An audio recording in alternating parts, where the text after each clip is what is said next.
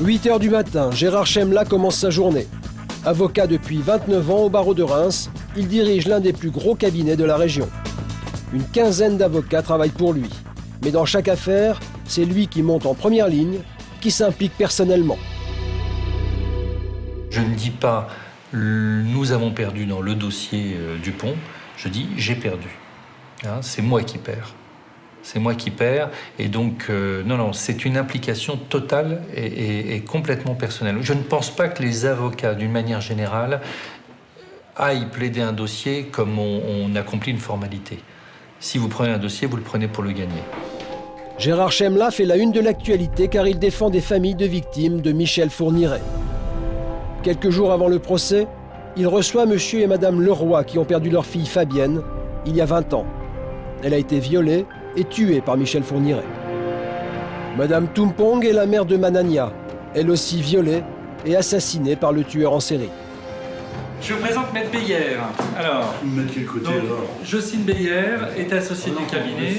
Asseyez-vous tous, je vais chercher l'échelle qui fait du pénal. Maître Meyer va assister Gérard Chemla pendant toute la durée du procès. Pour lui, cette réunion préparatoire est capitale. Les familles vont se retrouver en face de l'homme qui a tué leur enfant. Il veut les préparer à cette terrible épreuve. Ces gens-là ont besoin d'aborder le procès en confiance. Et la confiance, elle passe par le contact qu'on a mis en place. Je suis déjà là pour préparer. Vous savez, le pire, qu'est-ce que ce serait? Ce serait qu'à un moment, il se tourne vers moi avec un regard perdu en disant « Vous ne m'avez pas prévenu, vous ne m'avez pas dit ». Donc ça, moi, je n'y joue pas. Je fais ce qu'il y a à faire pour que l'audience ne soit jamais une surprise. Lui, il va nous faire tout ce qu'il pourra nous faire. Qu'est-ce qu'il voulait faire? Il va venir, il ne va pas venir, il va faire des déclarations. Il a le droit de ne pas venir du tout? Oui. Oui. On s'en fout. Je veux dire, s'il ne veut pas de son procès, c'est son problème, c'est pas le nôtre. Il va faire l'intéressant. Il n'y a que ça, il sait faire. Déjà. Si ce type-là était normal, il n'aurait pas fait ce qu'il a fait. Je peux demander, est-ce qu'on doit dire quelque chose avec lui? On doit demander, on peut parler avec lui un petit peu? Normalement, vous ne parlez pas avec lui. Non, pas avec lui. En principe, vous n'avez pas à lui parler. Parce que vous voudriez lui parler? Moi, j'aimerais bien. Et vous voudriez lui parler devant tout le monde?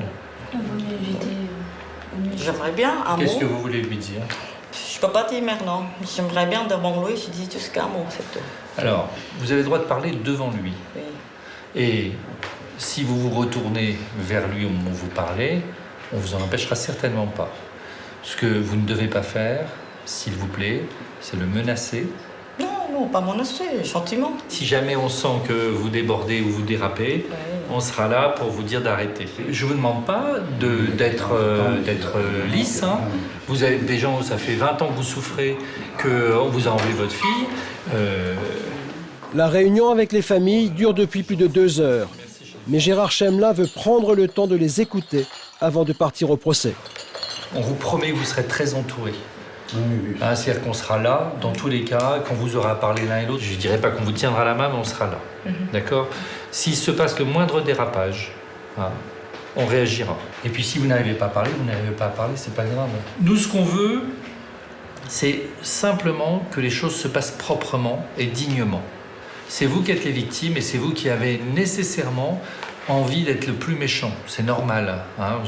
Que vous ayez de la haine pour lui, on ne vous demande pas de l'aimer, quoi. Oui, je comprends, mais ça fait longtemps que j'ai envie de parler avec lui. Moi, j'ai envie de dire, aussi devant tout le monde ce que je pensais de Monique Olivier. Mais pas en m'adressant à elle, mais en m'adressant à tout le monde. Vous avez tout à fait le droit de le faire. Mais ça, je le ferai, parce qu'elle ne peut pas la rater, elle. Ce qui me gênerait, ce que je voudrais qu'on évite, Oui, c'est des insultes, des trucs comme ça. c'est soit des insultes, soit demander à ce qu'on lui coupe la tête. C'est des choses que j'ai pas. Non, là, ça rapporte rien à ma fille, elle ne revient pas. Les familles des victimes connaissent Gérard Chemla depuis longtemps.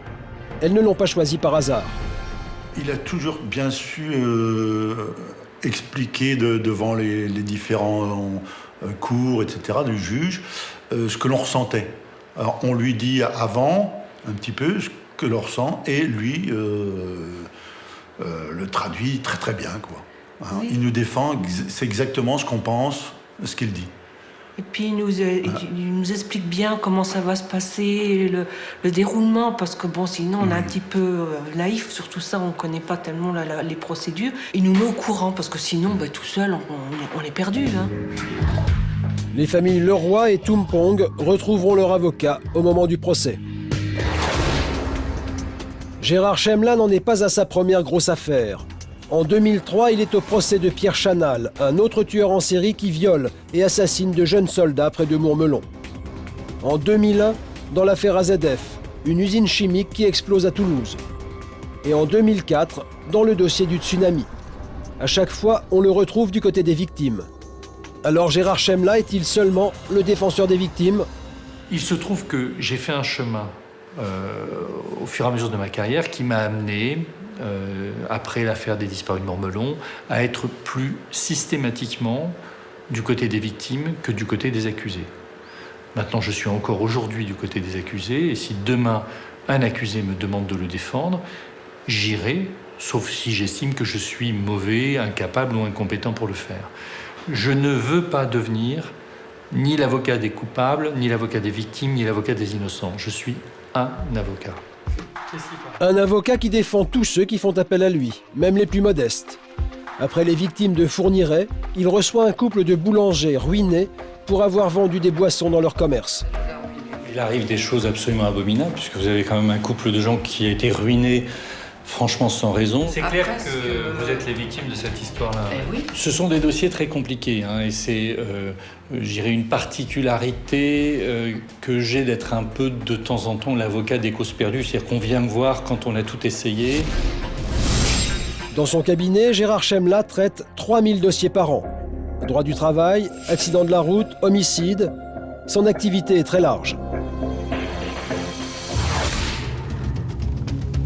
Il est 20h, mais la journée est loin d'être terminée. Comme chaque soir depuis un mois, Gérard Chemla se plonge dans le dossier Fourniret. Donc moi, ma manière de faire, c'est d'abord je classe, ensuite je lis, et petit à petit, les choses se mettent en place. Le problème, c'est le temps. Vous savez, je suis un petit peu comme les étudiants qui passent l'oral. Je révise dans le couloir, hein, donc je vais continuer à lire jusqu'au dernier instant, parce que c'est comme ça que je possède la matière. Une matière difficile. Le dossier Fourniret est jalonné de descriptions sordides. Comment faire pour supporter de telles horreurs? C'est vrai que moi, ma démarche est toujours d'essayer d'évacuer ce qui est vraiment difficile pour m'en tenir à une vision objective des choses. On est dans l'horreur, on est dans l'inhumanité. Donc quand vous avez le traitement d'un enfant d'une manière inhumaine, c'est extrêmement difficile à... on se sent mal, quoi. On se sent mal. Depuis plus de 20 ans, Gérard Chemla se bat pour améliorer la lutte contre les tueurs en série. L'intérêt de traiter des affaires de tueurs en série, c'est d'essayer de comprendre comment ça fonctionne, de comprendre ce qui a fait qu'on a laissé pendant si longtemps quelqu'un agir et de comprendre comment on pourrait anticiper l'arrestation. Il est 21h. Après 13 heures passées sans interruption dans son cabinet, Gérard Chemla s'octroie une pause, un dîner avec ses amis. Mais même autour de la table, ses dossiers ne le quittent pas. Le pire, c'est pas tellement le temps que ça vous prend, c'est que le soir, c'est pas fini. C'est-à-dire qu'on ne laisse pas ces dossiers au bureau quand on rentre à la maison, ils sont toujours présents dans votre tête. Et c'est pour ça que les amis, on leur en parle, parce qu'on est encore comme ça dans le combat qu'on n'a pas fini, dans l'excitation, dans l'échec, dans l'inquiétude, ouais, le stress, l'angoisse. Voilà, donc on en parle. Avant chaque plaidoirie, quand on demande à Gérard s'il sent bien le dossier, il est toujours très pessimiste. Même s'il a un dossier béton, même si tout est nickel et qu'il sait au fond de lui-même qu'il n'a rien à se reprocher, il est toujours très pessimiste en disant « oh, je sais pas, ça va être dur, etc. » Mon fils m'a dit un jour qu'il ne deviendrait pas avocat parce que pour la vie de famille, c'était pas un métier adapté, qu'on ne pouvait pas avoir une vie de famille complète en faisant ce métier. Donc je ne sais pas, c'est vrai que c'est prenant. Voilà, c'est prenant. Mardi dernier, c'est le jour J. Gérard Chemla part pour le tribunal de Charleville-Mézières. Le procès Fourniret s'ouvre le lendemain. C'est un des plus grands événements judiciaires de l'année. Pendant les 2 mois d'audience, il aura besoin de tous ses dossiers. Je suis très confiant et en même temps extrêmement angoissé, totalement stressé, comme si j'allais passer le bac. J'ai une relation à l'audience et à cette profession qui est une relation basée sur un stress. Je pense que c'est l'adrénaline. Il y a une pression parce que c'est un très grand procès qui commence, que tout est possible et qu'il faut être prêt à tout. Prêt à tout, y compris à répondre aux questions des journalistes présents sur place. Calmez-vous quand même, calmez-vous, vous en aurez d'autres. Attendez, je voudrais bien passer. Je reviendrai tout à l'heure. Oui, je repasserai tout à l'heure. On va voir ça tout à l'heure. Vous me laissez rentrer, je ressortirai. Avancez, monsieur, allez, avancez. C'est impressionnant. Je n'avais jamais vu une forêt pareille. Ça a l'air tellement organisé que ça en devient du délire. C'est extrêmement violent quand même. Plus de 400 journalistes sont accrédités pour ce procès. Des reporters venus de toute la France, de Belgique et de l'Europe entière. Gérard Chemla a rendez-vous avec les familles des victimes. Impossible de le suivre, les journalistes ne sont pas admis. Une manière de préserver les familles du tourbillon médiatique. 1 heure plus tard, l'avocat sort du tribunal pour accorder des interviews.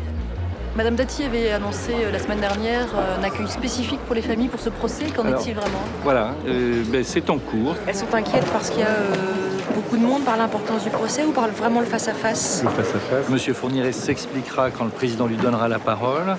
J'espère qu'il participera à son procès. S'il ne participera pas à son procès, tant pis pour lui, ce sera son choix. Pour l'avocat, la médiatisation des affaires est une nécessité. C'est bon? Je pense qu'il est bon que certaines affaires prennent une dimension publique. Et je pense que des faits divers majeurs, lorsqu'ils deviennent publics, vont prendre une autre ampleur.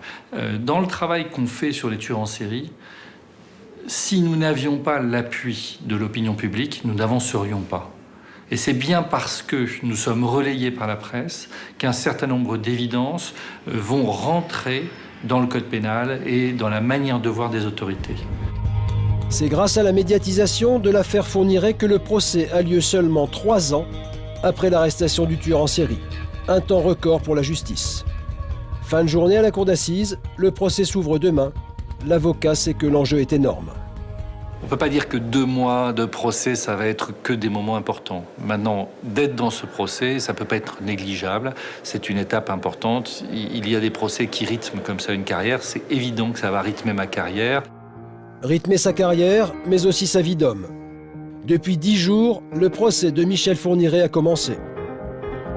Mais Gérard Chemla va devoir attendre pour plaider. L'audience va durer 2 mois et c'est seulement la dernière semaine qu'il sera appelé à la barre.